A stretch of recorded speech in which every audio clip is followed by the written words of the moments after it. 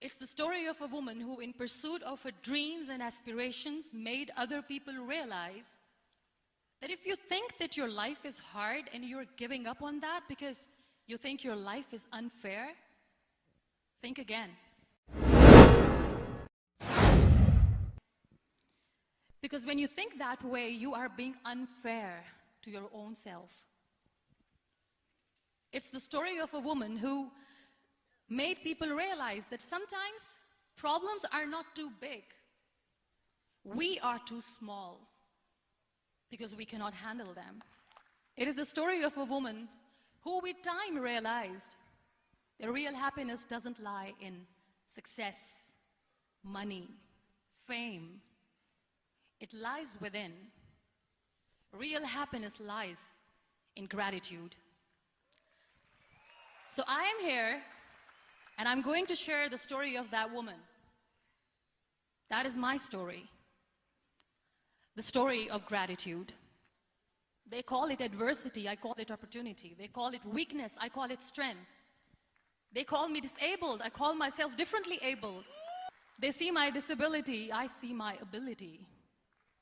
There are some incidents that happen in your life, and those incidents are so strong that they change your DNA. Those incidents or accidents are so strong that they break you physically. They deform your body, but they transform your soul. Those incidents break you, deform you, but they mold you into the best version of you. And the same thing happened to me. And I'm going to share what exactly happened to me. I was 18 years old when I got married. I belonged to a very conservative family, a Baloch family, where good daughters never say no to their parents. My father wanted me to get married, and all I said was, if that makes you happy, I will say yes. And of course, it was never a happy marriage. Just about after 2 years of getting married, about 9 years ago, I met a car accident. Somehow my husband fell asleep and the car fell in the ditch. He managed to jump out, saved himself. I'm happy for him. But I stayed inside the car and I sustained a lot of injuries. The list is a bit long. Don't get scared. I'm perfectly fine now. Radius ulna of my right arm were fractured. The wrist was fractured. Shoulder bone and collarbone were fractured. My whole rib cage got fractured. And because of the rib cage injury, lungs and liver were badly injured. I couldn't breathe. I lost urinary bowel control. That's why I have to wear the bag wherever I go. But that injury that changed me and my life completely as a person and my perception towards living my life was the spine injury. 3 vertebrae of my backbone were completely crushed, and I got paralyzed for the rest of my life. So this accident took place in a far-flung area in the outskirts of a very small province, Balochistan, where there was no first aid, no hospital, no ambulance. I was in the middle of nowhere in that toppled car. Many people came to rescue. They gave me CPR. They dragged me out of the car. And while they were dragging me out, I got the complete transection of my spinal cord. And now there was this debate going on. Should we keep it here? She's going to die. Where should we go? There is no ambulance. There was this 4-wheeler Jeep standing in the corner of the street. They said, put her in the back of the Jeep and take her to the hospital, which is 3 hours away from this place. And I still remember that bumpy ride. I was all broken. They threw me at the back of the Jeep and they rushed me to the hospital. That is where I realized that my half body was fractured and half was paralyzed. I finally ended up in a hospital where I stayed for 2.5 months. I underwent multiple surgeries. One day, doctor came to me and he said, well, I heard that you wanted to be an artist, but you ended up being a housewife. I have a bad news for you. You won't be able to paint again because your wrist and your arm are so deformed, you won't be able to hold a pen again. And I stayed quiet. Next day, doctor came to me and said, your spine injury is so bad, you won't be able to walk again. I took a deep breath and I said, it's all right. The next day, doctor came to me and said, because of your spine injury and the fixation that you have in your back, you won't be able to give birth to a child again. That day, I was devastated. I still remember, I asked my mother, why me? And that is where I started to question my existence. Why am I even alive? What's the point of living? I cannot walk, I cannot paint, fine. I cannot be a mother. I am going to be an incomplete woman for the rest of my life. What's the point? People are scared. They think I will get divorced. What is going to happen to me? Why me? Why am I alive? We all try to chase this tunnel. We all do this because we see light in the end of the tunnel, which keeps us going. My dear friends, in my situation, there was a tunnel that I had to roll on, but there was no light.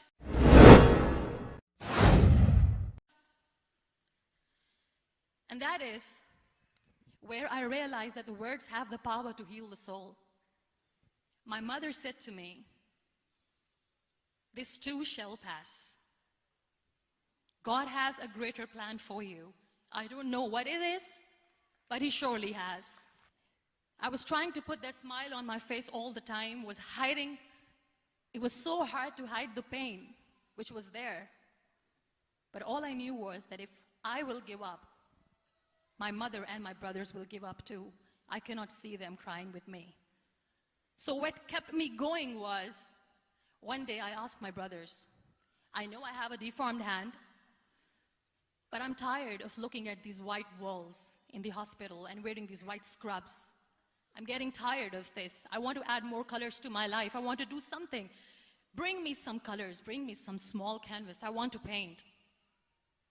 So the very first painting I made was on my deathbed. It was not just an art piece or just my passion. It was my therapy. What an amazing therapy it was. Without uttering a single word, I could paint my heart out. I could share my story. People used to come and say, what lovely painting, so much color. Nobody could see the grief in it. Only I could. So that's how I spent 2.5 months in my hospital, crying, never complaining or whining, but painting. And then I was discharged, and I went back home.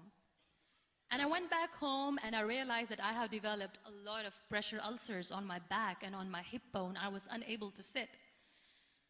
There were a lot of infections in my body, a lot of allergies. So doctors wanted me to lie down on the bed straight for not 6 months, for not 1 year, for 2 years. I was bedridden, confined in that one room, looking outside the window, listening to the birds chirping, and thinking maybe there will be a time when we'll be going out with the family and enjoying the nature. That was the time where I realized how lucky people are, but they don't realize. That is the time where I realized that the day I'm going to sit, I'm going to share this pain with everyone to make them realize how blessed they are, and they don't even consider them lucky. There are always turning points in your life. There was a rebirth day that I celebrated. After 2 years and 2.5 months, when I was able to sit on a wheelchair, that was the day when I had the rebirth. I was a completely different person. I still remember the day I sat on the wheelchair for the first time, knowing that I'm never going to leave this, knowing that I won't be able to walk for the rest of my life. I saw myself in the mirror and I talked to myself. And I still remember what I said. I cannot wait for a miracle to come and make me walk. I cannot sit in the corner of the room crying, cribbing, and begging for mercy because nobody has time.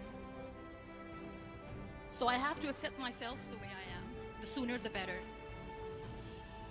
So I applied the lip color for the first time. And I erased it. And I cried. And I said, what am I doing? A person on a wheelchair should not do this. What will people say? Clean it up. Put it again. This time I put it for myself. Because I wanted to feel perfect from within. And that day I decided that I'm going to live life for myself.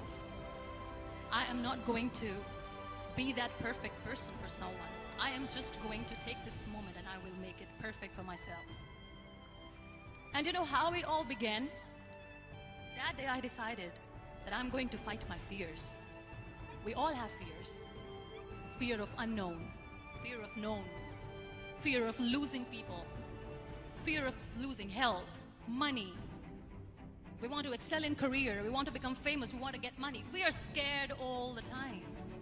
So I wrote down one by one all those fears. And I decided that I'm going to overcome these fears one at a time.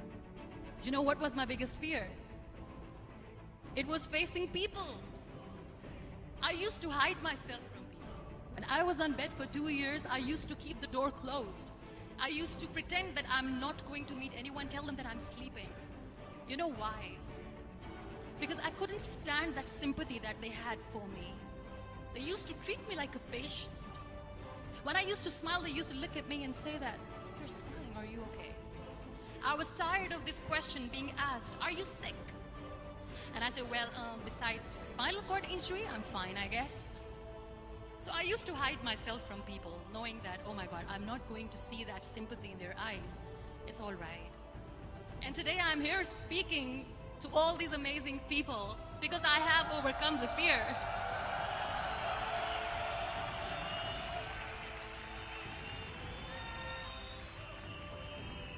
I decided that I'm going to join the national TV of Pakistan as an anchor person. And I've been doing a lot of shows for the last 3 years. So when you accept yourself the way you are, the world recognizes you. It all starts from within. You all are thriving in your careers. You have bigger dreams and aspirations in life. Always remember one thing. On the road to success, there is always we. Not me. Do not think that you alone can achieve things. No. There is always another person who is standing behind you. Maybe not coming on the forefront, but behind you, praying for you and supporting you. Never lose that person. Never. It is okay to be scared. It is okay to cry. Everything is okay, but giving up should not be an option. They always say that failure is not an option. Failure should be an option because when you fail, you get up, and then you fail, and then you get up, and that keeps you going. That's how humans are strong.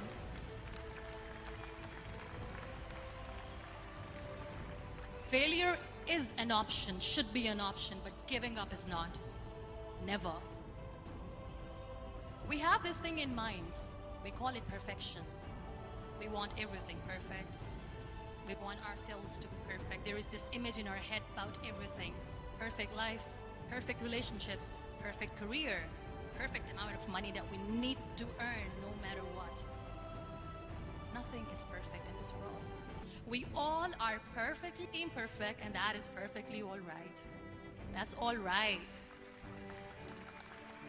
We were sent here not to become the perfect people. Those people who tell you how to look perfect, even those people are imperfect. Trying to fight this fear of looking imperfect. In all those imperfections, you have to listen to your heart. You don't have to look good for people. You don't have to be perfect just because other people want you to be perfect. If your soul is perfect from within, that's all right. This is all what you want. This is all what you need to be. We think too much about what people say. We listen to ourselves too little. You know what makes you perfect? When you make someone smile. You know what makes you perfect? When you try to do something good for the people around you. There are so many people in the world who are dreaming to live a life that you are living right now. You have no idea. Embrace each and every breath that you are taking. Celebrate your life. Live it. Don't die before your death. We all die.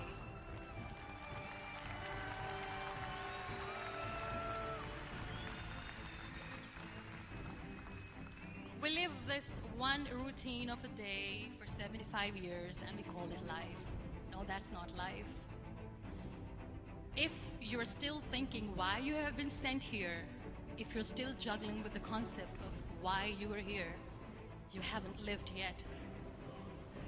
You work hard, you make money, you do it for yourself. That's not life. You go out, you seek for people who need your help, you make their lives better. You become that sponge which can absorb all the negativity, and you become that person who can emit beautiful, positive vibes. And when you realize that you have changed someone's life, and because of you, this person didn't give up, that is the day when you live. Always.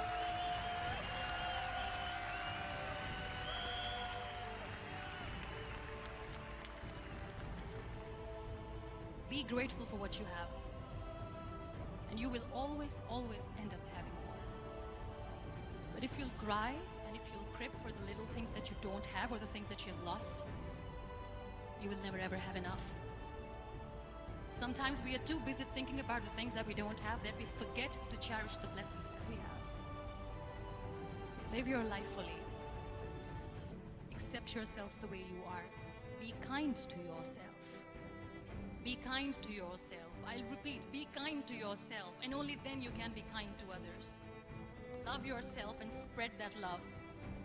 Life will be hard. There will be turmoils. There will be trials, but that will only make you stronger. Never give up. The real happiness, gratitude. So be grateful, be alive, and live every moment. Thank you so much, everyone. Thank you. We Malaysia. Univa Mazal.